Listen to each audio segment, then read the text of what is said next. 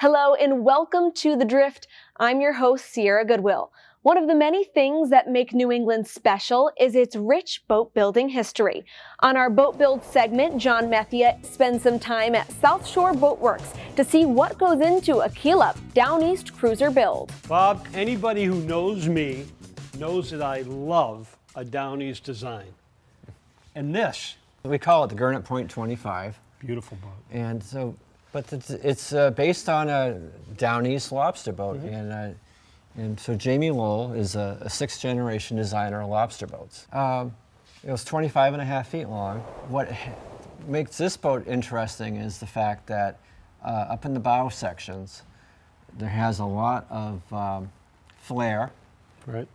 Which it's more than just there for form. This flare in here. Yes, it has a lot It's of going flare. to smack the water down. What it does is that flare peels the water off as you're going through. Instead of needing a spray rail, because most boats of this size are wet. Right. The flare peels the water, and it just knocks it down. And that's what's characteristic of the Lowell designs, is that they're made to have the flare, but as you're going along the boat. Yeah, I can see, if you come down this way, you see this little curve, and that must addresses sort of a following sea, that curve. It does. That curve, the reverse curve at the transom is called tumble home. And what that does, it's not just there for looks. It's there to knock down, takes away the wave energy as you're going through a following or a quarterly sea. So say what it's called again? It's called a tumble home. Tumble home, this curve in. Yes. Right. I always thought that was just for aesthetics, just something cool. But so you've got that curve, so following the sea, water coming from the stern just gets channeled in. Right. And down. And in the Lowell designs, their boats are designed to go through the water instead of having to get up on plane. So what's surprising is this is not a slow boat. We've built them that have gone up to 32 knots and always under control. Now, what's your plan for the sides here? Is it going to be an open side? Are you gonna put a trap pull on this, or where's it going? Well, this is going to be used recreationally for fishing as well as for lobstering. So this is going to have a folding side where it folds up into the roof.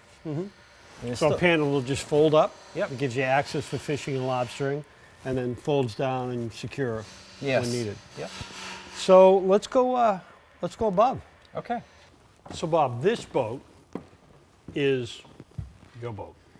It is, after all Not these. for sale, is that the name of it? Well, I think my wife might get upset if I sell the boat that she's been involved in building. It's primarily a day boat, although it's set up to have B-berths and a head, and it's going to have a galley up, which would be nice because that way you can entertain. And What will power her? it's going to have a 230 horsepower Nanny diesel. This is a fiberglass hull, but it has foam coring in it. Foam coring in the hull. It's called a Divinicel foam. It's a closed cell foam. Okay. And what's the advantage of putting the foam in is it makes the boat very stiff. So that helps in preventing essentially twisting of the hull. It does, yeah. Great. It's a fantastic boat, Bob. Well, thank you. How many of these can you spit out for us? Because you're going to get the calls. I might, yes. Be ready for it. Well, everything we do here is custom, so Understood. it's in all on what the customer wants. We'll be following the build process as that Downeast cruiser gets closer to cruising. Find more boat build at driftsociably.com and on our social platforms at Drift Sociably.